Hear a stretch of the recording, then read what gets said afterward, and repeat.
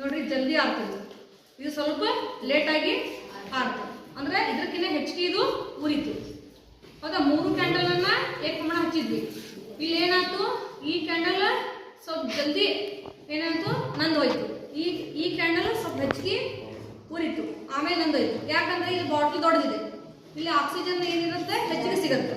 ಇಲ್ಲೇ bottle ಚಿಕ್ಕದಿದೆ, oxygen ಕಡಿಮೆ ಸಿಕ್ತು.